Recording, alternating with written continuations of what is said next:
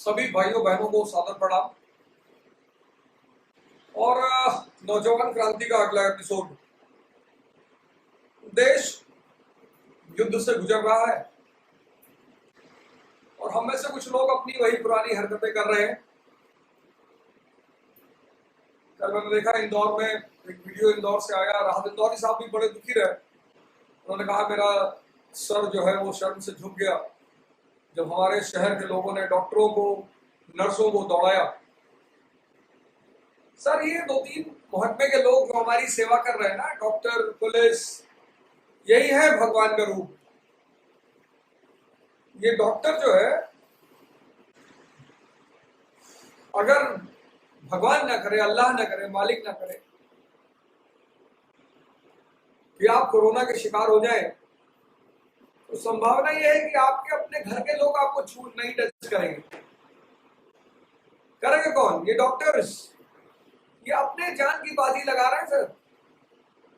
बड़े सारे विकसित देशों में, इटली में 2-3 डॉक्टरों की डेथ हुई, स्पेन में 2-3 डॉक्टरों की डेथ हुई, यूएस में एक डॉक्टर की डेथ हुई। मैं तो कल एक वीडियो देख रहा था कि एक डॉक्टर साहब बेचारे वो अपने घर आते हैं और घर के बाहर ही बैठते हैं, वहीं कॉफी पीते हैं, बच्चों को देखते हैं दूर से और फिर वहीं से चले जाते हैं। सर ऐसा ना करें सर। डॉक्टर और पुलिस इन लोगों से झगड़ा ना करें सर। ये हमारी सेफ्टी के लिए है, हमें बचाने के लिए है। और अगर ये थोड़ा सा भी नजरअंदाज कर देंगे ना तो आप चले जाएंगे सर।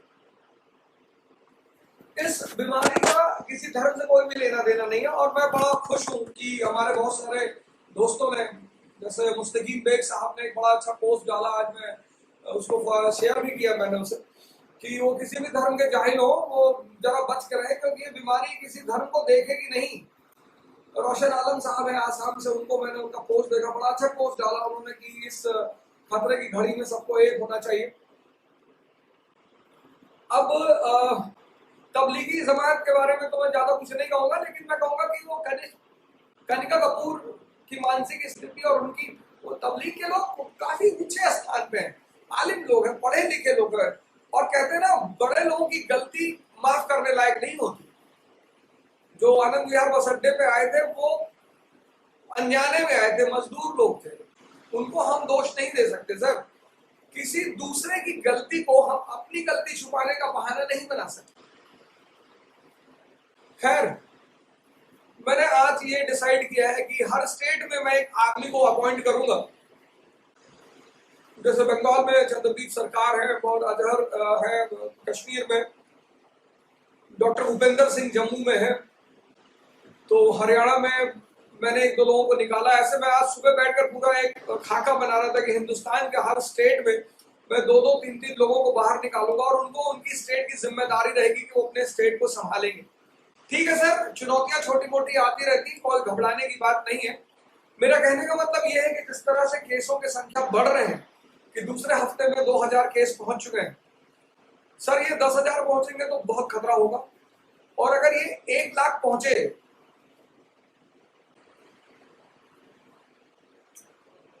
तब वाकई में आपको भगवान पर भरोसा करना पड़ेगा, फिर तो कोई नहीं बचा पाएगा। अभी आप इसकी गंभीरता को समझ नहीं रहे हैं। तो इस क्रांति का उद्देश्य जो है वो यही है कि मैंने आप सबसे निवेदन किया है कि आप सारे लोग, सभी लोग अपने अपने क्षेत्रों में, अपने अपने शहर में, अपने अपने स्टेट में, अपने अपने भाषा में, अपने अपने तरीके से बस अवेयरनेस, पॉजिटिविटी, मोटिवेशन, ये 3 चीज अपने वीडियो में डालकर प्रमोट करें। अभी 14 अप्रैल है सर डेट। अगर ये 14 जून हुई, क्योंकि सरकार को तो वो लोगों के मरने की जिम्मेदारी नहीं ले सकती, उसे लॉकडाउन बढ़ाना है। राजाओं के ऊपर कोई फर्क नहीं पड़ता सर। फंसेगा कौन? हम और आप सर। हम ही आप फंसेंगे सर, हम ही आप जाएंगे, हम ही आप रोएंगे, हमारे आपके ही बच्चे परेशानी में आएंगे। तो इस क्रांति को आगे बढ़ाएं। आप ही इस क्रांति के सेना नायक हैं। मैं आपसे ये नहीं कहता कि आप मेरा नाम लें कि मैं इस क्रांति को चला रहा हूं। आप जहां भी इस क्रांति को चला रहे हैं आप वहां के कमांडर हैं, आपको किसी का नाम लेने की कोई जरूरत नहीं, आप खुद अपने राजा हैं, आप खुद अपने सेनापति हैं, कोई जरूरत नहीं किसी को किसी चीज का क्रेडिट देने का। खैर, कहानी आगे चल रही थी, लड़ाई एक दूसरी लड़ाई में आपको समझा ही रहा था कि गांधी और कांग्रेस ने फर्स्ट राउंड टेबल कांग्रेस का बहिष्कार किया, बॉयकॉट किया। कल मैंने आपको बताया कि गांधी जी ने डोमिनियन स्टेटस की मांग की, और जब साइमन ने अपना व्हाइट पेपर पेश किया, व्हाइट पेपर, जब भी कोई कमीशन अपना काम पूरा करता है तो वो एक व्हाइट पेपर तैयार करते हैं, श्वेत पत्र। उस व्हाइट पेपर में उन उद्देश्यों को मेंशन किया जाता है जिस पर चर्चा होनी होती है। तो साइमन ने जब अपना व्हाइट पेपर पेश किया तो उस व्हाइट पेपर में कहीं भी डोमिनियन स्टेटस का उल्लेख नहीं था। तो फिर गांधी जी और कांग्रेस ने कहा कि जो हमारी मेन डिमांड है डोमिनियन स्टेटस, जब आप उस पर चर्चा ही नहीं करेंगे तो हमारे आने से कोई फायदा नहीं। और फिर गांधी जी और कांग्रेस ने फर्स्ट राउंड टेबल कांग्रेस का बहिष्कार किया और हिंदुस्तान में शुरू हुआ सविनय अवज्ञा आंदोलन, सिविल डिसोबीडियंस मूवमेंट। सर, ये गांधी जी के नेतृत्व में दूसरा मूवमेंट। पहला movement non cooperation. Non cooperation movement में मैंने आपसे कहा था कि उस मूवमेंट में आप दो चीजें सीख सकते हैं। पहली चीज डायरेक्शन, कि नेतृत्व का जो डायरेक्शन है वो बड़ा कीमती होता है। जिस देश में राष्ट्र नहीं था वहां के लोगों में उत्तेजना पैदा करना, ये डायरेक्शन का काम है सर। आप सारे लोग यूथ, मैंने कहा था हिंदुस्तान के में सबसे ज्यादा यूथ पॉपुलेशन, और हमारी कंट्री हार जाए, हताश हो जाए, परेशान हो जाए, वो संभव नहीं है सर। हमारे सबके आईटी सेल्स हैं, ऐसे हमारे आपको राइफलों के भी आईटी सेल है सर, उनके भी लोग यहाँ एक्टिव हैं। हो सकता है आपको किसी और नाम से गाली भी दे दे, हिंदू के नाम पे प्रोवोक कर दे, मुसलमान के नाम पे प्रोवोक कर दे। इस प्रोवोकेशन से बचना है सर। तो एक तो डायरेक्शन नॉन कोऑपरेशन मूवमेंट में, और दूसरा मैंने कहा था द फॉर्मूला ऑफ इंटरेस्ट, कि कैसे गांधी जी ने व्यक्तिगत हित के सिद्धांत को यूज किया। सिविल डिसोबीडियंट मूवमेंट में गांधी का एक अलग ही व्यक्तित्व निकल कर आया। अब इधर हिंदुस्तान में फर्स्ट राउंड टेबल कॉन्फ्रेंस, इधर हिंदुस्तान में सिविल डिसोबीडियंस मूवमेंट, सविनय अवज्ञा आंदोलन, और उधर लंदन में फर्स्ट राउंड टेबल कॉन्फ्रेंस। जिन्ना मौजूद, मालवीय मौजूद, डॉक्टर अंबेडकर मौजूद। तो अंग्रेजों ने पूछा इन लोगों से कि तुम्हारे कुछ फॉलोअर हैं हिंदुस्तान में? अंबेडकर ने कहा 30% है, मालवीय ने कहा 30, जिन्ना ने कहा 30। अंग्रेजों ने कहा यार ये तो बड़ी अच्छी बात है, जब 90% लोगों के नेता हिंदुस्तान में हैं तो गांधी और कांग्रेस को एंटरटेन करने की जरूरत ही क्या है। बात में दम था। और अंग्रेजों को लगा था कि पिछली बार नॉन कोऑपरेशन में तो गांधी जी के पास एक बड़ा अच्छा मुद्दा था मास को अट्रैक्ट करने का, जलियांवाला बाग। इस बार ऐसा कोई मुद्दा नहीं। जैसे अभी देखिए कितनी बड़ी चुनौती है लोगों को समझाना। चुनौती है सर, संकट नहीं है, परेशान होने की जरूरत नहीं है। आप मैसेज कर रहे हैं, आप वीडियो डाल रहे हैं, लोग आपको बोल रहे होंगे पलट कर कि ये सब क्या बेवकूफी कर रहे हो, आपको घबराना नहीं है सर। बिस्लरी जब हिंदुस्तान में आई पहली बार, और बिस्लरी की जब कंपनी की बैठक हुई तो उसके 11 जो बोर्ड मेंबर्स थे वो अगेंस्ट में थे कि हिंदुस्तान में पानी बेचोगे, you will sell water in India. Hindustan में पानी पिलाना, खाना खिलाना धर्म माना जाता है। आज भी अभी गर्मी शुरू होगी तो बहुत सारे हिंदुस्तानी भाई, हिंदू मुसलमान सभी बाजार में, घरों के बाहर प्याऊ लगवाते हैं, अपने छतों पे बर्तन रखते हैं पक्षियों के लिए, अपने घर के बाहर बर्तन रखते हैं पशुओं के लिए। जिस देश में पानी पिलाना और खाना खिलाना धर्म माना जाता हो वहां आप पानी बेचेंगे? पर बेचना एक आर्ट है सर। और आज बिस्लरी एक ब्रांड है मिनरल वाटर का। आप जाइए किसी भी शॉप पे और कहिए भैया बिस्लरी दे दो, वो आपको हिमालय उठा के दे देगा, किले उठा के दे देगा, और लोग प्रतिवाद नहीं करेंगे, वो मिनरल वाटर नहीं मांगेंगे। 98% लोग मिनरल वाटर नहीं मांगेंगे, वो कहेंगे भैया एक बॉटल बिस्लरी दे दो। युवाओं का काम है सर चुनौतियों से लड़ना, और जो हमेशा चुनौतियों से लड़ते हैं वो हमेशा युवा रहते हैं सर। संघर्ष से मोहब्बत और चुनौतियों का सामना, ये युवा होने के लक्षण है। एज का इनसे कुछ भी लेना देना नहीं। एज तो नंबर है सर, नंबर, वो बढ़ती रहती है। संघर्ष से मोहब्बत, कि आपका एक टारगेट पूरा हुआ, आपने अगला बना लिया।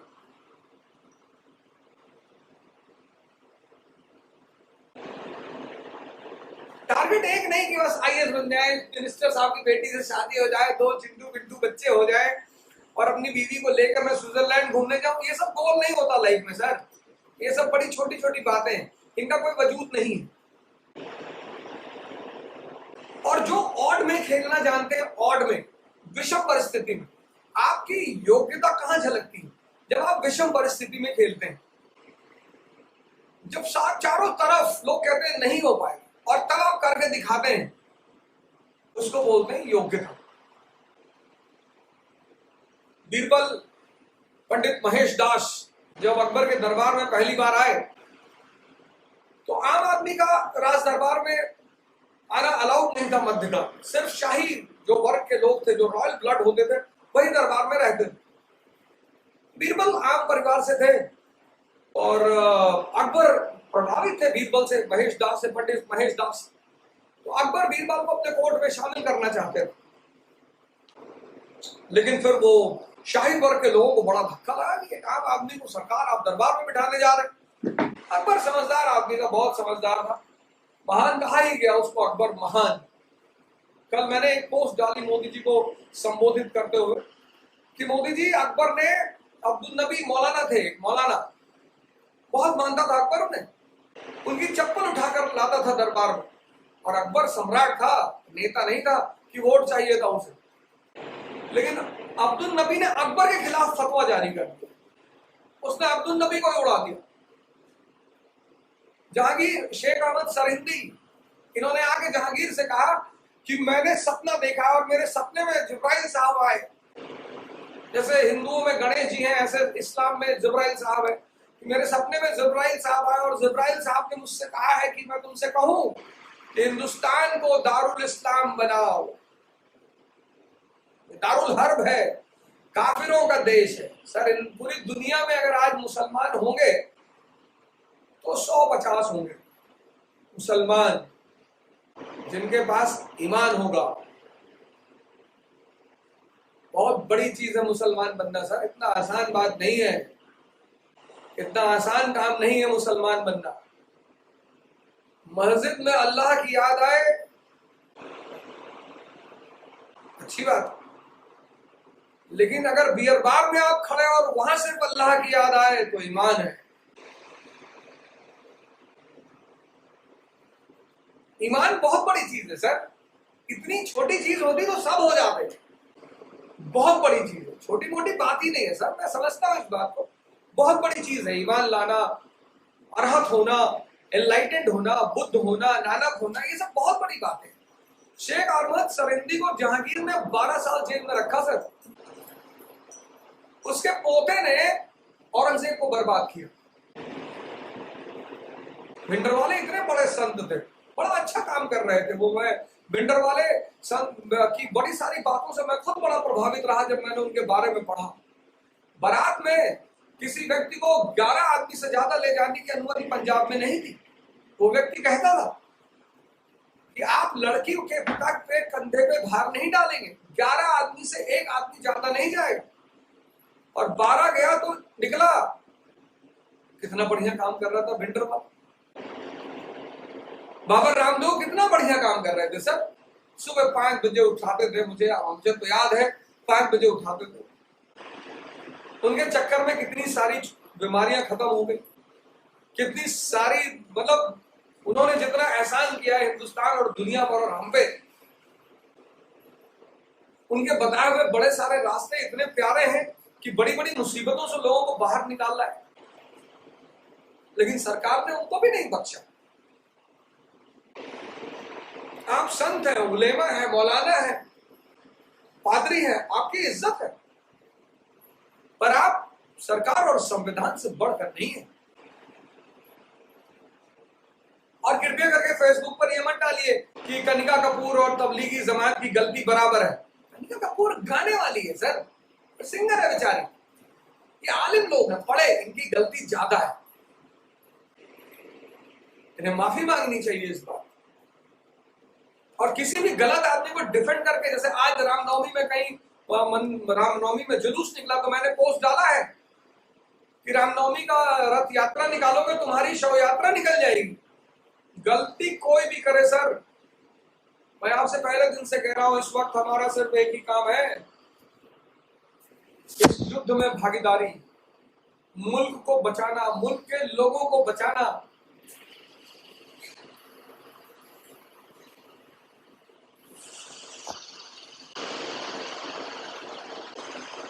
सविनय अवज्ञा आंदोलन में गांधी का एक अलग ही रूप निकलकर बाहर आता है, एक अलग ही रूप। नेता, इस भारत मुल्क जो यूनिटी इन डाइवर्सिटी का मुल्क है, अंग्रेजों ने कहा कि गांधी ने as a leader will fail, कोई आएगा नहीं। किस मुद्दे पर ये लोगों को बाहर बुलाएंगे? क्या कह के आप लोगों को बाहर बुलाओगे कि साइमन कमीशन? यहां कोरोना समझने को लोग तैयार नहीं है, साइमन कमीशन समझाओगे लोगों को?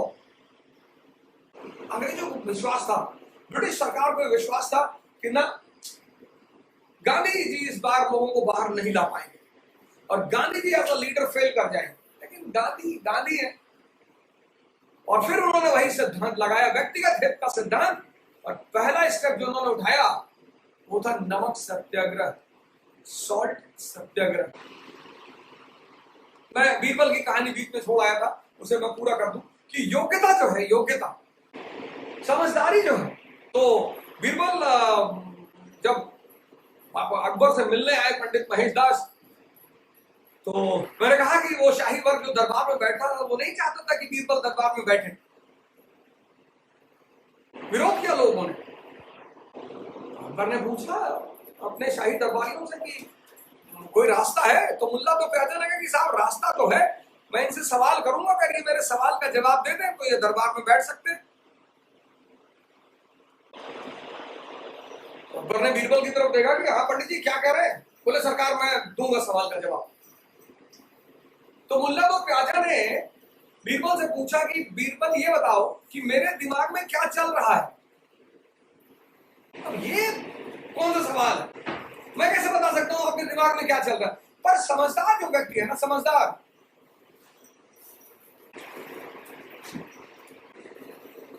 बस यही, ये जो इंटरव्यू जैसी चीज जो होती है ना, एग्जामिनेशन, जो आईएएस का इंटरव्यू है, वो इंटरव्यू चेक करती है आप, जो आपका जो डिटेल्ड एनालिसिस फॉर्म मांगती है, जिसको मैं डाटा एनालिसिस बोलता हूं, उसे डिटेल, मैं आईएएस को इंडियन एरिस्टोक्रेटिक सर्विस बोलता हूं, मेरे अपने फुल फॉर्म है sir, Indian aristocratic service.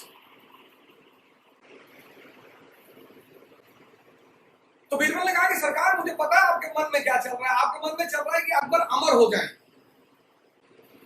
Mughal साम्राज्य पूरी दुनिया में फैल जाए, सारी खूबसूरत औरतें अकबर की बीवियां बन जाएं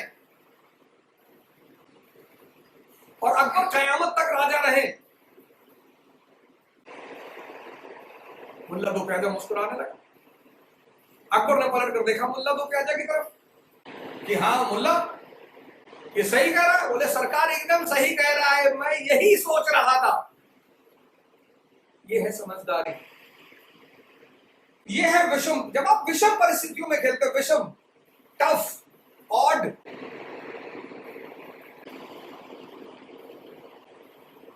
एग्जाम का मतलब ही यही है कि परिस्थितियां ऑड कर दी जाएंगी। आप प्रीलिम्स देखो, मेंस देखो, परिस्थितियां विपरीत बना दी जाएंगी, समय सीमा बांध दी जाएगी, क्वेश्चन अजीब से फ्रेम कर दिए जाएंगे। गांधी जी ने कमाल कर दिया, नमक सत्याग्रह, सॉल्ट सत्याग्रह। साबरमती आश्रम से डांडी तक पैदल चलना शुरू कर दिया। और मैंने आपसे, जब मैं रिपल पढ़ा रहा था तो मैंने आपको बताया था कि salt was a luxury item in India before 1947 in spite of the huge resources. इतना बड़ा कोस्टल एरिया हिंदुस्तान का, गुजरात से असम, और उस देश में नमक लग्जरी है। अब जैसे तमिलनाडु का आदमी इलाहाबाद में घूम रहा है, केरला का आदमी, और नारियल पानी खरीदा उसने 100 रुपए में, तो उसे बड़ा ऑड लगे। आप उसको छोड़िए, तमिलनाडु के आदमी, जब मैं पीवीआर गया मूवी देखने, और वो पॉपकॉर्न, तो मैंने पूछा कि भैया कॉफी, और मेरे दोस्त के साथ में, उन्होंने कहा पॉपकॉर्न ले लो। मैंने कहा ले लो। तो वो 300 ग्राम का डब्बा पॉपकॉर्न का, उसने कहा 600 रुपए। अरे मैंने कहा भाई, क्योंकि हम तो गांव में फ्री में खाते थे पॉपकॉर्न। आज भी हम जब गांव जाते हैं तो हमारे लिए तो लावा है, हम तो उसे फ्री में खाते थे। अब हम 300 ग्राम 600 में खाएं, हम तो डिसअपियर हो जाए, तुरंत गायब। हमारे बच्चे बड़े शौक से खाते, शहर में पैदा हुए, दिल्ली में पैदा हुए, तो थोड़ा सा ये मॉडर्न लोग ये पॉपकॉर्न खाते, इनको लावा नहीं पता। ये पॉपकॉर्न उठा के पूछते हैं कि पापा ये किस चीज का फूल है, तो मैंने कहा फूल नहीं है, खा दो चुपचाप, वो बाद में बताएंगे तुम्हें। नमक सत्य है। गांधी जी खुद कहां पैदा हुए? पोरबंदर में। पोरबंदर एक कोस्टल इलाका है, नमक को मुद्दा बनाया। देखिए, नेतृत्व की सबसे बड़ी बात क्या होती है कि वो ऐसा मुद्दा बनाए। आज जो हम जिस परिस्थिति में देश गुजर रहा है, उस परिस्थिति में सभी धर्म के गुरुओं, सभी धार्मिक गुरुओं को, सभी धार्मिक गुरुओं की यह जिम्मेदारी है कि वो आगे आए और अपने अपने लोगों से अपील करें कि सरकार जैसा कह रही है हम वैसा ही करेंगे। मैं जनता को दोष नहीं देता। कल एक गांव में कोई मौलाना साहब थे, वो इतना बढ़िया बोल रहे, कितनी बढ़िया बातें। तारिक जमील साहब की वीडियो मैंने शेयर की, पहली वीडियो है। मैंने कहा तारिक जमील साहब ने कितना अच्छा बोला। हर धर्मगुरु, हिंदू धर्मगुरु, मुस्लिम धर्मगुरु, अगर आप सरकार के खिलाफ इस वक्त बोल रहे हैं, सरकार की नीतियों के विरोध में बोल रहे हैं, आप देशद्रोही हैं। इस वक्त आप ऐसा नहीं कर सकते। इस वक्त आप कोई कार्ड, माइनॉरिटी कार्ड और ये कार्ड और वो कार्ड आप नहीं खेल सकते। और अगर आप सरकार की परीक्षा ले रहे हैं, और सिर्फ धर्मगुरु नहीं, हर शिक्षित तबके के जितने भी लोग पढ़े लिखे हैं, अप्रोक्सीमेटली 80% लिटरेसी रेट है इंडिया की, सबकी जिम्मेदारी। मैं तो बड़ा खुश हूं। मैं इतने सारे वीडियोस, मैंने परसों अपील भी की थी आप लोगों से कि मुझे वीडियो ना भेजे, लेकिन तब पर भी बहुत सारे लोगों ने मुझे वीडियो भेजी है बना बनाकर। मैं तो इतना खुश हूं साहब, इतना खुश हूं। मैं आपके लिए प्रार्थना करता हूं कि आप अपने उद्देश्य में सफल हो, आप आईएएस बने, प्रधानमंत्री बने, कल संसद में बैठे, देश के नेता बने, और मैं बहुत खुश हूं। इतने सारे वीडियो मेरे पास आ गए कि मैं तो सारे देख ही नहीं सकता कौन। हाँ, कल एक बड़ी नीलोफर सुहेला बानो कल ऑनलाइन थी। मालिक हमेशा उन्हें ऊंचाई बुलंदियों पे रखे, उनकी सारी इच्छाएं पूरी करें। और कल उन्होंने बड़े अच्छी लाइव रही वो, और बोलती रही, उन्होंने बड़ी अच्छी बात कही। प्रधानमंत्री ने, आप कहते हैं कि प्रधानमंत्री ने एक झटके में निर्णय ले लिया, उन्होंने 10 लाख मजदूरों के बारे में नहीं सोचा सर। उन्होंने एक बात, नीलोफर ने एक बड़ी प्यारी बात की, उसने कहा कि जब प्रधानमंत्री 1 अरब 30 करोड़ लोगों के बारे में सोचते हैं, तो वो ये भी सोचते हैं कि ये 1 अरब 30 करोड़ लोग उन 10 लाख मजदूरों के बारे में सोच रहे हैं। बड़ी अच्छी बात है। विषम परिस्थितियों में जो भी आपको भटकाने की कोशिश करे, जो भी, मैं जितने भी वीडियो फेसबुक पे शेयर कर रहा हूं, देखिए जहां भी मुझे वीडियो मिलता है कि मुस्लिम भाई अनाज बांट रहे हैं, मैं उसे शेयर कर रहा हूं। सरदार भाई अनाज बांट रहे हैं, मैं उसे शेयर कर रहा हूं।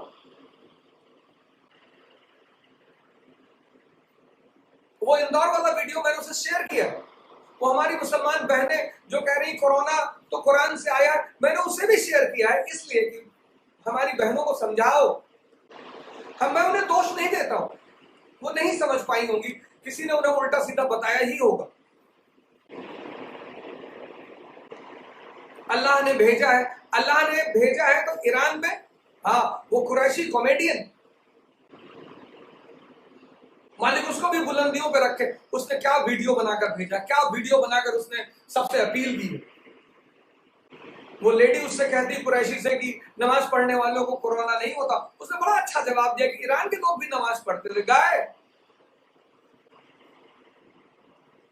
ये जितने भी लोग सरकार के नियम की अवहेलना कर रहे हैं ना, इस वक्त विषम परिस्थिति है सर, इस वक्त स्थिति खराब है, देश खतरे में है।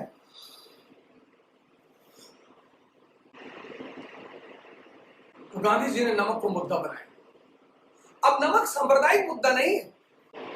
मुसलमान ये नहीं कह सकता कि अरे नमक हम नहीं खाते, हिंदू लोग नमक खाते हम नहीं खाते, या हिंदू ये नहीं कह सकता कि नमक मुसलमानों का हम नहीं खाते। नमक तो दवा है सर, लो ब्लड प्रेशर की, और मां बहनों को ज्यादातर लो ब्लड प्रेशर की समस्या होती ही है।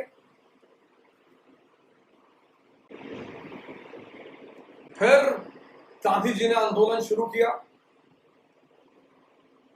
केरला में के कलप्पन साहब थे,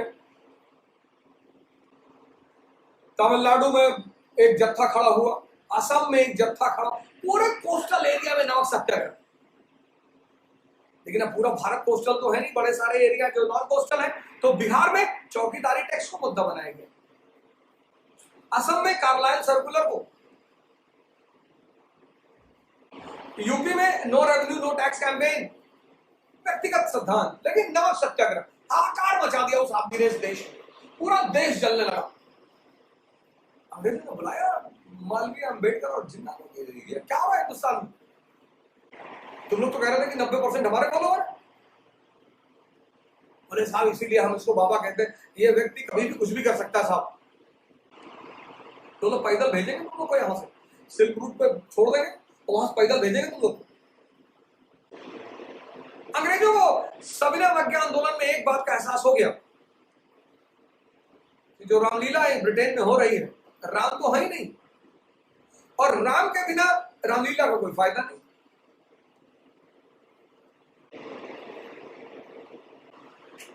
सविनय अवज्ञा आंदोलन 1 साल क्रॉस कर गया, 30 में शुरू हुआ, 31 क्रॉस कर गया। तो फिर अंग्रेजों ने लिबरलों को भेजा, तेज बहादुर सप्रू को भेजा कि जाओ यार गांधी जी से बात करो, कुछ रास्ता खोलो यार। और जब सरकार के प्रतिनिधि गांधी जी से मिलने आए तो गांधी जी ने कहा ठीक है, कोई बात,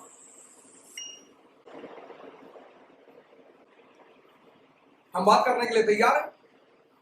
तो 1931 में आप देखेंगे बड़ी घटना घट रही है, गांधी इरविन पैक्ट। बड़ा उस पैक्ट समझौते को लेकर गांधी जी पे बहुत हमला होता है, बड़ी आलोचना होती है गांधी जी की, और गांधी जी तो आते ही हैं सब में। लेकिन फिर मैंने कहा सर, पर्सपेक्टिव, किस चीज को आप कहां से देख रहे हैं और किस नजर से देख रहे हैं।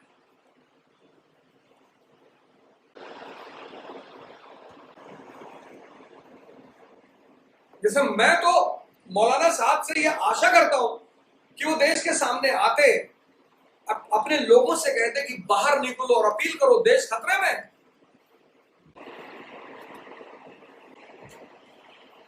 मौलाना साहब को मैं नमन करता, सलाम करता अगर वो कहते कि नहीं, सबका मेडिकल चेकअप होगा, जो भी लोग यहां से निकलेंगे।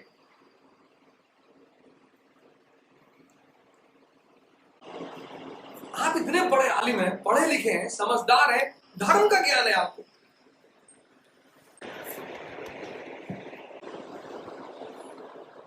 किस चीज को आप किस पर्सपेक्टिव से देखते हैं, ये बहुत इंपॉर्टेंट है। मैं कनिका कपूर पे गुस्सा नहीं हो सकता सर, वो बेचारी सिंगर है, उसकी कहां इतना दिमाग, कहां इतनी जानकारी। लेकिन आप मुझसे कहें कि कनिका कपूर की गलती और मौलाना साहब की गलती बराबरी की है, तो आपके दिमाग में कुछ खराबी है।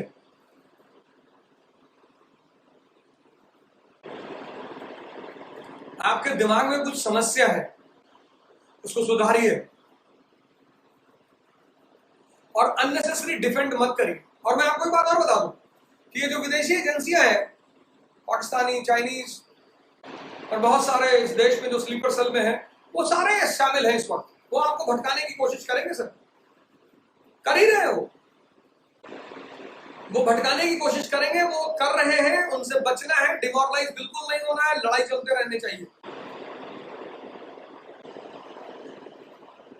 गांधी जी समझौते के लिए मान गए और ये बड़ा जबरदस्त समझौता रहा 1931 का एडवन समझौता। जिस कांग्रेस को कभी डफरिन ने कहा माइक्रोस्कोपिक माइनॉरिटी, जिस कांग्रेस को कभी कर्जन ने कहा कि Congress is tottering to its fall and my only objective is to give it a peaceful demise, कि कांग्रेस लड़खड़ा रही है और मेरे जीवन का एक उद्देश्य है कि इसको एक शांति से दफन कर दिया जाए, उस कांग्रेस को पहली बार सरकार ने बराबरी का दर्जा दिया। ये बड़ी उपलब्धि है।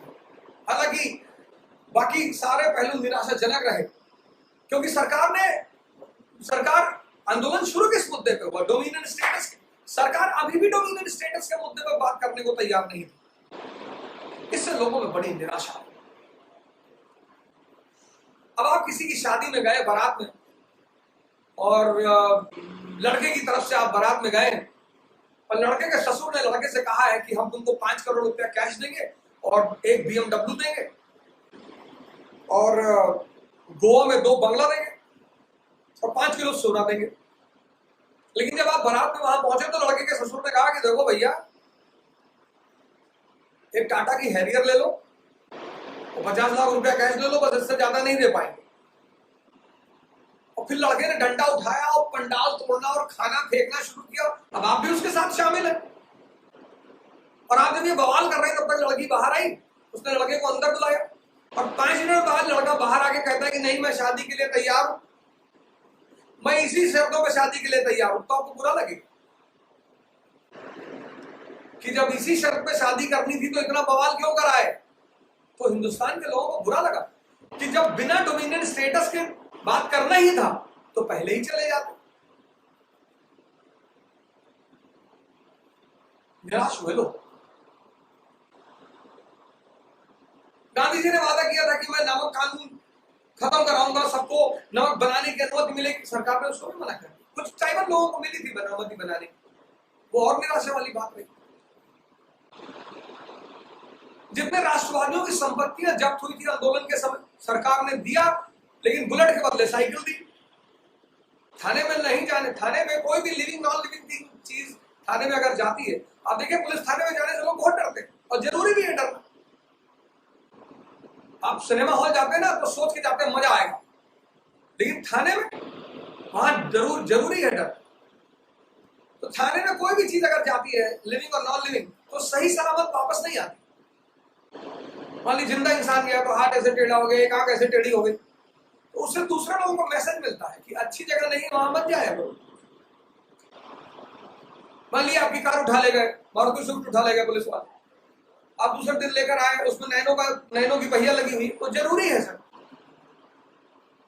वो बहुत जरूरी, वो पार्ट ऑफ द फिलॉसफी है कि यहां आने से डरो।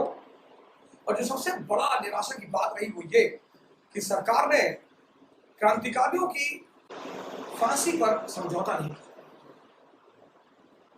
23 मार्च 1931 को भगत सिंह, सुखदेव और राजगुरु को फांसी हुई। सरकार ने उस पर कहा कि नहीं, हम पॉलिटिकल प्रिजनर्स को एमनेस्टी दे देंगे, लेकिन इन लोगों को एमनेस्टी देंगे, क्रांतिकारियों को एमनेस्टी देंगे। तो गांधी जी का बहुत बड़ा आक्षेप था और जेल नेहरू ने तो यहां तक कह दिया कि अनकंडीशनल सरेंडर, गांधी ने अनकंडीशनल सरेंडर कर दिया। पर सर ऐसा नहीं। अगर आप सारी चीजों का अवलोकन करें, एनालिसिस करें, पुरुषोत्तम दास ठाकुर का लेटर अगर आप पढ़ें जो उन्होंने मोतीलाल नेहरू को लिखा है, तो लिखते हैं वो मोतीलाल नेहरू को कि सरकार गांधी जी से कहो आंदोलन बंद करे, बिजनेस जो क्लास है उसका पेशेंस खत्म हो रहा है। मैंने कहा ना कि अहमदाबाद में गांधी जी को एक बार पता चल चुकी थी कि common man can not fight for ever. तो गांधी जी अगर आंदोलन नहीं खत्म करते तो संभावना यह थी कि आंदोलन खुद ही खत्म हो जाता। तो ऐसा लगता है कि गांधी जी इस सिद्धांत पर काम कर रहे थे कि something is better than nothing. और फिर अगर आपका आपके आपके पिताजी से झगड़ा हो जाए, किसी मुद्दे पे मतभेद हो जाए रात में और बहस हो जाए, और सुबह जब आप ऑफिस जा रहे हैं और आप बाइक स्टार्ट कर रहे हो, नहीं हो रही है, और आपके पिताजी निकल कर आते हैं और आपकी माता जी से कहते हैं कि ये कार की चाबी दे दो, कह दो कार से चला जाए, तो आपका फर्ज बनता है कि आप भी 4 कदम आगे आगे उनका पैर छू लें, सॉरी बोल दें।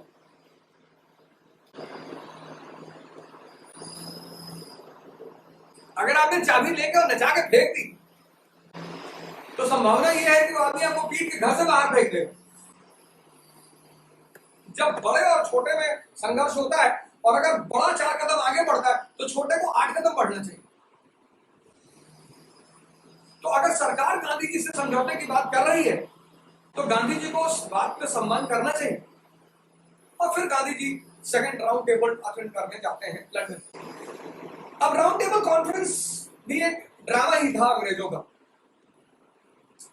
कांग्रेस पैदा हुई, ऑल इंडिया ऑर्गेनाइजेशन पैदा हुई, और फिर कांग्रेस को कमजोर करने के फिराक में अंग्रेजों ने डिवाइड एंड रूल का रास्ता अपनाया। तो 1905 में जब कांग्रेस पावरफुल होती है तो 1906 में आप देखेंगे मुस्लिम लीग का गठन, कि कांग्रेस सबका रिप्रेजेंटेटिव नहीं है, मुसलमानों के लिए मुस्लिम रिप्रेजेंटेटिव। 1915 में आप देखेंगे हिंदू महासभा, 1919 में आप देखेंगे chamber of princess, princely state है। 1920 में आप देखेंगे अकाली दल सिखों के लिए। 1924 में आप देखेंगे डिप्रेस क्लास एसोसिएशन। अंग्रेजों ने कांग्रेस के काउंटर में छोटे छोटे गुट खड़ा कर दिए कि तुम पूरे भारत के प्रतिनिधि नहीं हो। राउंड टेबल माने सारे वर्ग को बुलाया गया कि आओ बैठो, हम आपसे बात करें। गांधी जी पहुंचे, सारी बातें तो ठीक रही कि हम भारत को जो है फेडरेशन बनाएंगे और ऐसा करेंगे वैसा करेंगे। मामला फंस गया सेपरेट इलेक्टोरेट पे।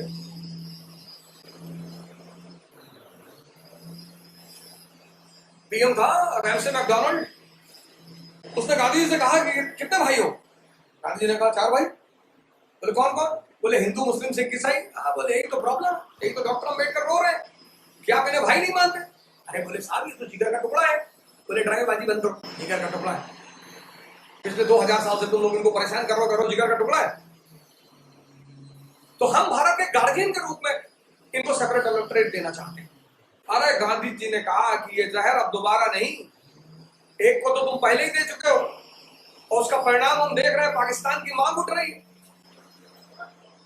1924 में 1924 में रहमत अली ऑक्सफोर्ड ग्रेजुएट, हालांकि उस बेचारे का अंत बड़ा बुरा हुआ, लंदन की सड़कों पे भीख मांगते हुए मरा हुआ आदमी, ये पाकिस्तानियों ने भगा दिया। और 1930 में अल्लामा इकबाल बहुत बड़े शायर हैं, बहुत बड़े शायर, बहुत बड़ी हस्ती हैं इंटेलेक्चुअल दुनिया। एक बार तो उन्होंने कहा कि सारे जहां से अच्छा हिंदुस्तान हमारा, हिंदी है हम वतन है हिंदुस्तान हमारा। लेकिन जैसे उन्होंने अपना धर्म बदला, शायद उन्होंने अपनी विचारधारा भी बदली।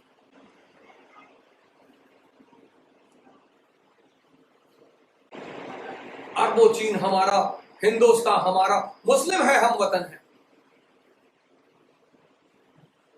वतन परस्ती की जगह मजहब परस्ती को उन्होंने सबसे आगे रख दिया। बस यहीं पर उनकी सारी महानता। गांधी जी उतने बड़े शायर नहीं है, उतने बड़े राइटर नहीं है, लेकिन गांधी जी सबके बारे में सोचते हैं। मैं आपसे कह चुका हूं, मालवीय महान नहीं, हिंदुओं के बारे में थोड़ा सा सोचते हैं। गांधी महान है सर, सबके बारे में सोचना। जो डॉक्टर सर्विस दे रहे हैं कि आपसे पूछते हैं कि आप हिंदू हैं कि मुसलमान हैं, आप इनको दौड़ाकर मार रहे हैं।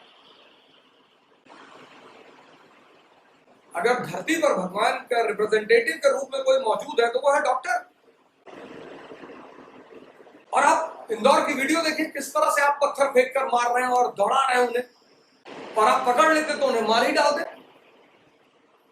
सर हिंदुस्तान का जो वजीर आजम है ना, वो बहुत खतरनाक इंसान है सर। शुक्र मनाइए कि उसका दिमाग ना घूमे। अगर आप उसे मजबूर कर रहे हैं तो कुछ भी कर देगा वो आदमी। वो इतना डेमोक्रेटिक भी नहीं है जितना आप सोच रहे हैं।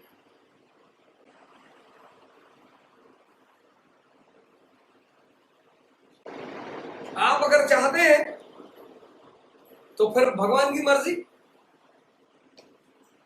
हम तो आपके लिए कह रहे हैं साहब। ये हमारी दुश्मन शक्तियां जो है ये हमारे भाइयों को बरगला रही हैं कि नहीं नहीं तुम बाहर निकलो, और ऐसे थोड़ा होता कर्फ्यू में अल्लाह का घर थोड़ी बंद हो सकता है। अरे मक्का मदीना बंद है चचा। एक वीडियो में मैं देख रहा था, वो सीओ कह रहा था किसी मुसलमान से, मोमिन से, कि तुम मक्का मदीना से बड़े मुसलमान। ये ऐसी हरकतें करवा रहे हैं जानबूझकर, क्योंकि वो वजीर आजम का नेचर जानते हैं, फिर वो एक्शन में आ जाएगा, फिर ये पूरी दुनिया में ना मोदी जी जो है देखो मुसलमानों के दुश्मन। नहीं सर, कोई किसी का दुश्मन नहीं है सर। आपके हाथ में आपकी लड़ाई है। हमारे बहुत सारे भाई बहन नहीं समझ पाते बातों को सर, नहीं समझ पाते। समझदारी एक ब्लेसिंग है मालिक की। कार उसकी ब्लेसिंग नहीं है, मकान उसका ब्लेसिंग नहीं है, बंगला उसकी ब्लेसिंग नहीं है, पैसा उसका ब्लेसिंग नहीं है। एक पागलों के पास पैसा है, उसकी ब्लेसिंग है समझदारी। उसकी ब्लेसिंग खुशी नहीं है, आनंद। आप गंगा के तट पे बैठे मस्त है,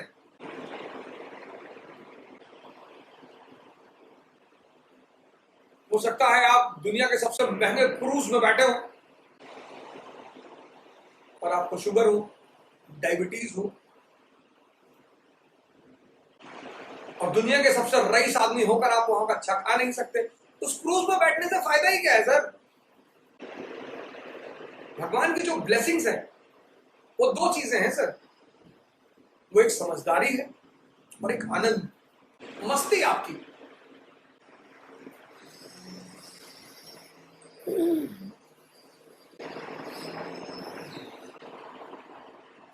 इसीलिए इंटेलेक्चुअल तबका का, शिक्षित तबके का, स्टूडेंट तबके की जिम्मेदारी बहुत बढ़ती है सर। हम इस वक्त किसी चीज पे ध्यान ना दें, कौन गलत था कौन सही था वो सब सरकार पे छोड़ दें, सरकार डिसाइड करेगी।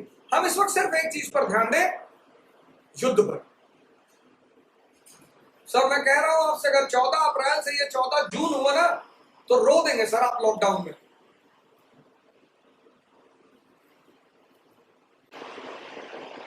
और जिनके गांव नहीं है सर वो तो एकदम मर जाएंगे।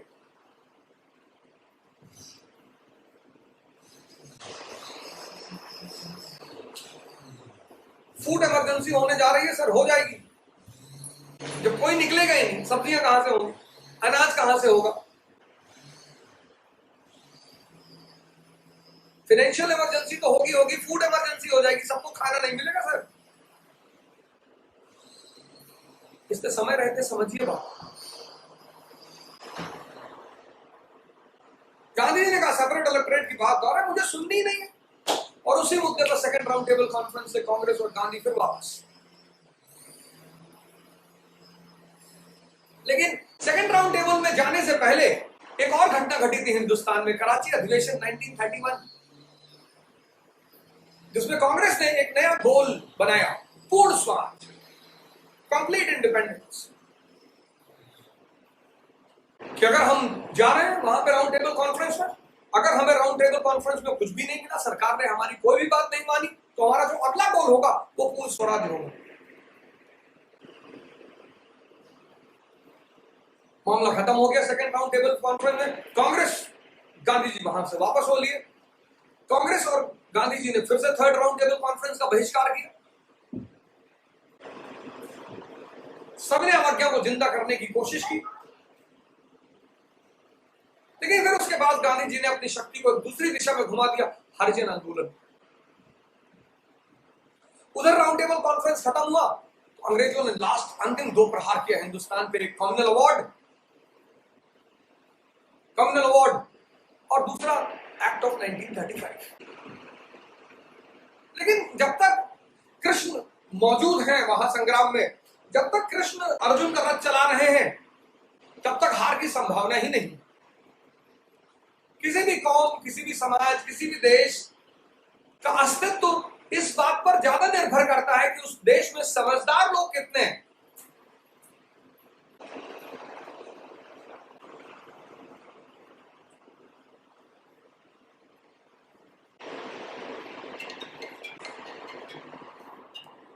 ये समझिए 1942 का दौर चल रहा है।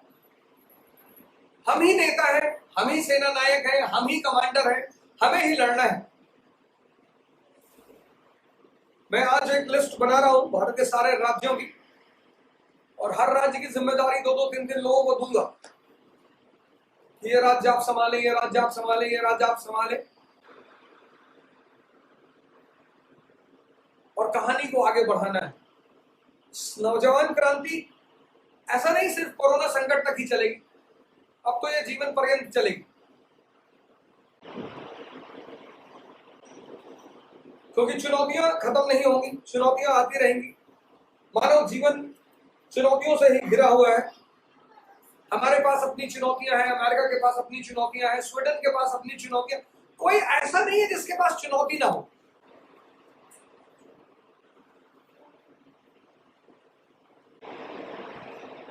रिक्शा वाले की अपनी चुनौतियां हैं, एक आईएएस ऑफिसर की अपनी चुनौतियां हैं।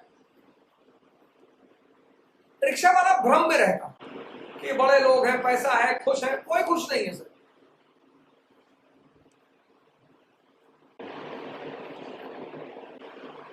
अंतिम प्रहार किया communal award, separate electorate, mainly to depress section.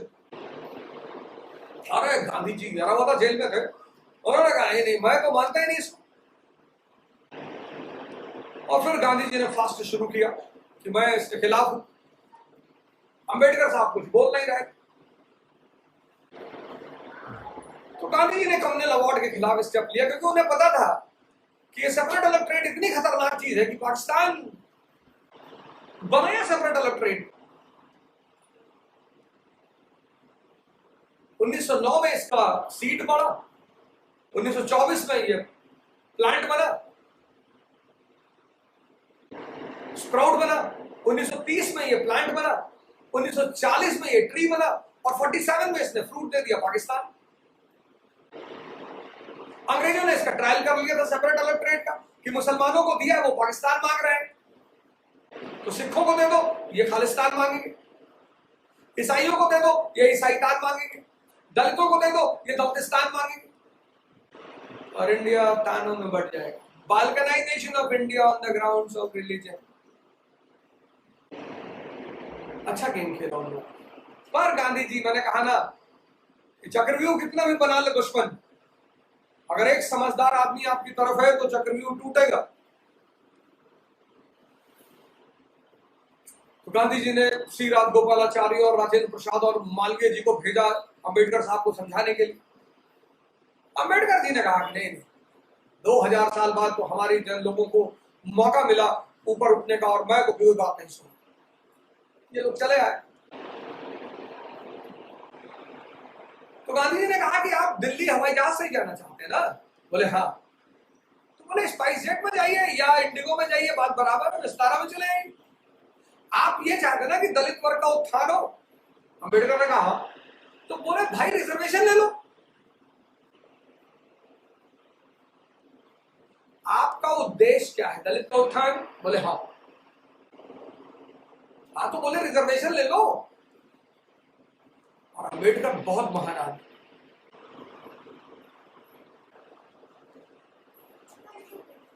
बीसवीं शताब्दी में दुनिया के इतिहास में, जो दुनिया में, भारत का इतिहास नहीं कह रहा हूं,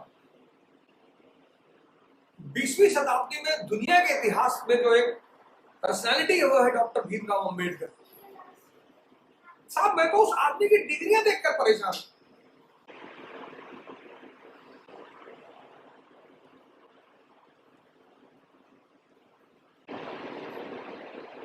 मेरे घर में उनकी एक फोटोग्राफ है जो मैंने रखी है, उसमें उनकी डिग्रियां, मैं वो डिग्री देखता रहता हूं उनकी। क्या लेवल ऑफ कंसंट्रेशन रहा होगा। आपको सीखनी चाहिए ये बातें डॉक्टर अंबेडकर से। क्या कॉन्फिडेंस रहा होगा, क्या इनर सेल्फ रहा होगा, क्या एंथुजियाज्म रहा होगा। मैं आपकी एक दिन बेइज्जती कर दूं, आप दोबारा मुझसे मिलेंगे नहीं, बात नहीं करेंगे, और मौका होगा तो आप मेरी बेइज्जती करेंगे और मारेंगे। और जिस आदमी की डेली बेइज्जती हो रही है, लेकिन उस आदमी के मन में वैमनस्यता नहीं है।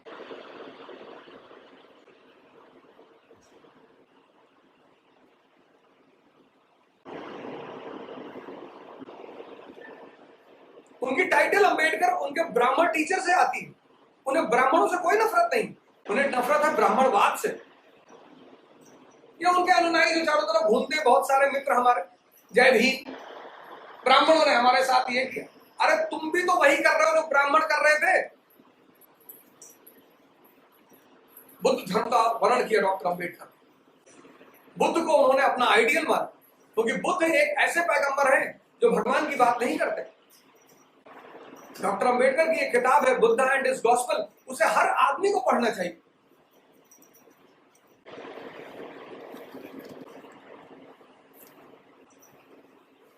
बुद्ध और उनके उपदेश, उसे हर व्यक्ति को पढ़ना चाहिए।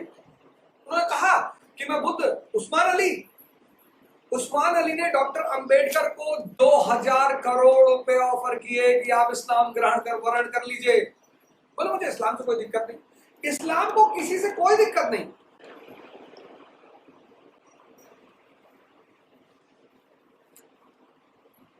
पर मैं जिस इस्लाम से प्रभावित हूं वो मोहम्मद साहब के इस्लाम से। हजरत बिलाल, बीबी राबिया, मंसूर, निजामुद्दीन औलिया, मोइनुद्दीन चिश्ती, हसन बसरी। मैं दारा शिकोह की लाइन में खड़ा हूं।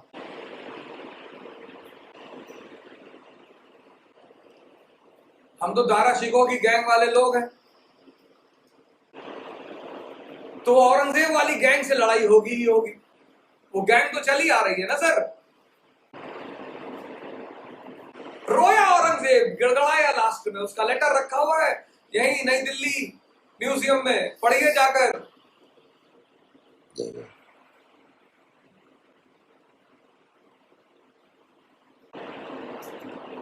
पढ़िए जाकर। उसको एडवाइस नहीं दी लोगों ने सही, इन्हीं कट्टरपंथियों ने उसको सही एडवाइस नहीं दी। आदमी बड़ा मेहनती, बहुत काम करने वाला है, मेहनत कश आदमी है, ईमानदार आदमी, ईमानदारी।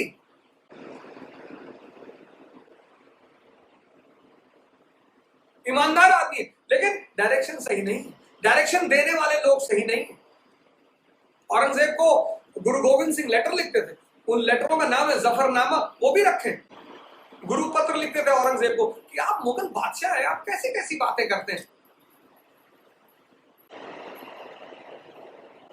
और आप में से बहुत लोगों को मालूम नहीं होगा कि अंतिम में औरंगजेब ने गुरु को बुलाया कि आप आइए, मैं आपसे मिलना चाहता हूं।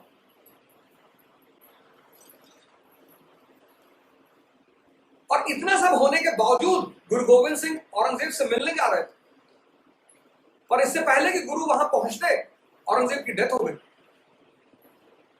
उसने लास्ट लेटर जो अपने बेटे को लिखा है, उसको शाह आलम को, उसमें उसने लिखा कि इन मौलानाओं के चक्कर में मत पड़ना।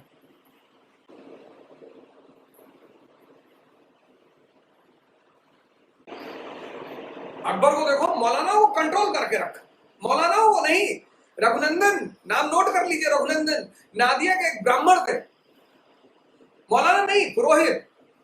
पुरोहित, सरकार की जिम्मेदारी है कि पुरोहितों को कंट्रोल करके रखे, कि एक लिमिट के बाद नहीं बोलोगे। रघुनंदन नादिया के ब्राह्मण बोले मैं विष्णु का अवतार हूं, मेरा धर्म जन्म हुआ है मलेच्छों का विनाश करने के लिए, मलेच्छ यानी मुगल। अरे अकबर ने कहा उठाओ इसको। कौन है ये रघुनंदन? उठा के लाए गए मुगल दरबार में, आगरा में। अरे बोले साहब शिवरात्रि का दिन था, सरकार भांग पीजिए सरकार। तो बोले अच्छा भांग पी लो, उसको 50 कोड़ा मार के छोड़ दो, हम अब पीना भांग, और उल्टी सीधी बातें मत क्या करो। इनको पुरोहितों को कंट्रोल करना पड़ेगा। ये कम पढ़े लिखे लोग होते हैं।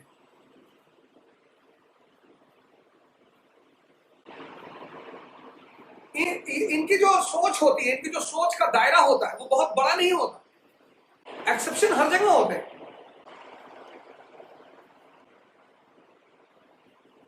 कभी कभी मैं जैसे लोगों की बातें सुनता हूं तो मुझे इतनी हंसी आती है। जिना से बचने के लिए ध्यान करने की जरूरत, शादियां करने की जरूरत नहीं है। साधना करिए, अपने अंदर के आत्मा को देखिए, सोल को जीतिए, आप जिना से बचेंगे। मौलाना साहब की तकरीर सुन रहा था ना, कह रहे थे कि आदमियों को 4-4 5-5 शादियां करनी, खूब शादी करो, जिना से बचोगे, गुनाह से बचोगे। अरे मैंने कहा मौलाना साहब ध्यान करना सिखाओ, ये सब क्या सिखा रहे हो? ध्यान करो। विवेकानंद को देखो, कौन सा जिना कर रहे हैं? ध्यान, आंतरिक शक्ति इतनी ज्यादा है।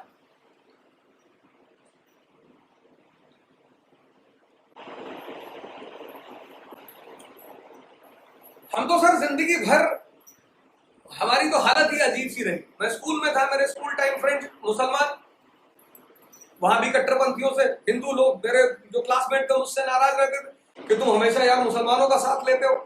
अब दोस्ती है तो क्या करें?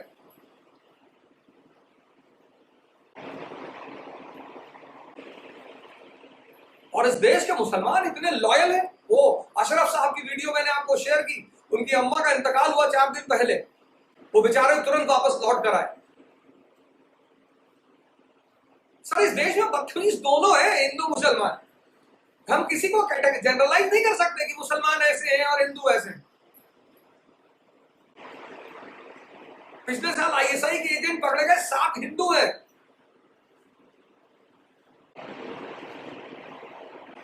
कोई किसी से नफरत ना पैदा करे। मैं तो ऐसे ऐसे मुसलमानों को जानता हूं जिनके लिए देश सब कुछ है, मैं रहता हूं उनके साथ, उनके घर, उनके फैमिली। लेकिन जाहिल कहीं एक जगह थोड़े है।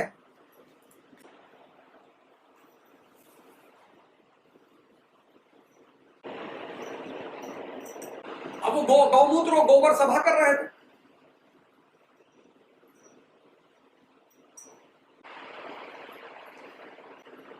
ये सरकार की जिम्मेदारी है, ये हमारी जिम्मेदारी है। मुझे पता है आपको चुनौती का सामना करना पड़ता होगा। आपको कभी कभी हो सकता है बहुत सारे लोग उल्टा सीधा लिख के भेज दें, गाली लिख के भेज दें कि बहुत नेता बने हो और क्रांति करवा रहे हो और बहुत मारेंगे तुमको। आपको घबराना नहीं है सर। मेरे एक कोलीग है, उन्होंने मुझे आज मेरी बात हो रही थी, कहते सर मैं बड़ा दुखी हूं, मैं सोच रहा हूं फेसबुक ही छोड़ दूं। बिल्कुल नहीं। इन मरे हुए लोगों के डर की वजह से फेसबुक छोड़ देंगे, लड़ाई छोड़ देंगे, क्रांति छोड़ देंगे? बदबू बहुत तेज फैलती है सर, खुशबू धीरे धीरे फैलती है।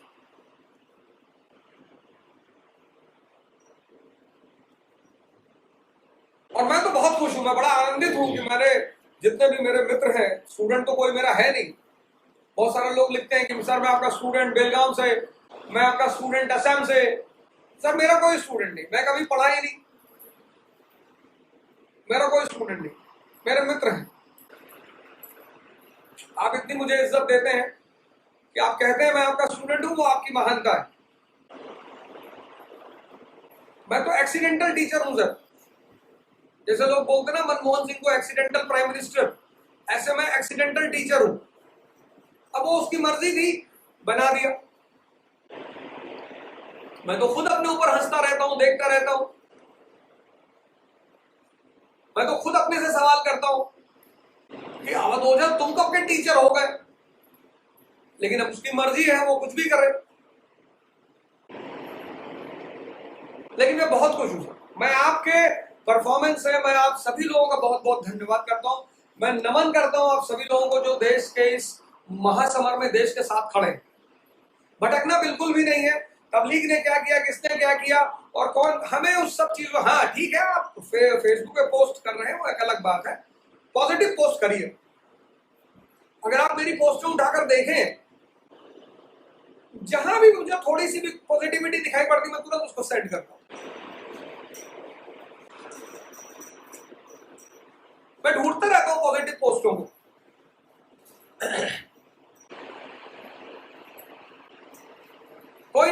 सर, हिंदुस्तान में वैसे भी कोई नहीं मरेगा, यहाँ सब अमृत पी के बैठे हैं। कोई गंगा का पानी पी के बैठा है, कोई तुंगभद्रा का पानी पी के बैठा है। हाँ, जो इररिस्पॉन्सिबल है वो मरेंगे सर। कोरोना से मौत होगी, इररिस्पॉन्सिबल लोगों की होगी, क्योंकि वो चौथे फेज में पहुंच जाएगा और लंग पूरा इंफेक्टेड हो जाएगा, और अगर वेंटिलेटर नहीं मिला तो आप गए। सर चौथे फेज में पहुंचने ही क्यों देना? तो गांधी जी ने फिर कहा अम्बेडकर साहब से कि आप रिजर्वेशन ले लें, और गांधी जी ने कहा कि अगर आप नहीं मानेंगे तो मैं जान दे दूंगा। तो अम्बेडकर साहब ने कहा कि यार, ने महान आदमी की हत्या का पाप मेरे सर पे चढ़ेगा, और उसका परिणाम रहा पूना समझौता 1932। नमन करता हूं मैं डॉक्टर B.R. अम्बेडकर को। यहां लोग एक छोटी छोटी बातें नहीं भूलते कि मैंने तुमसे नर्सरी में रबर मांगा था, तुमने मुझे रबर नहीं दिया था। वो आदमी अपने 2000 साल की, अपने कौम के लोगों की 2000 साल की परेशानियों को भूलकर उसने हिंदू और इस राष्ट्र की इज्जत की। इस देश के हर नागरिक का धर्म है डॉक्टर अंबेडकर को नमन करना।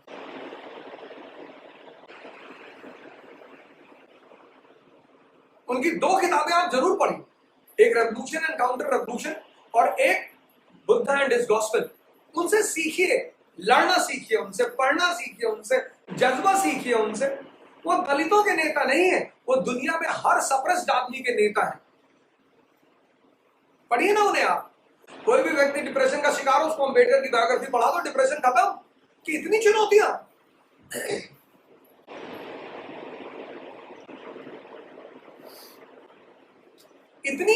इतना संघर्ष, और क्या मस्त दिमाग रहा होगा।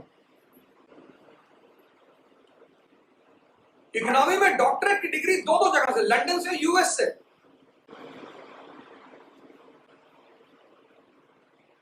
महान आदमी। लोग जय भीम की टी शर्ट पहन के घूमते होंगे, मैंने तो सब दिल में ही रख लिया।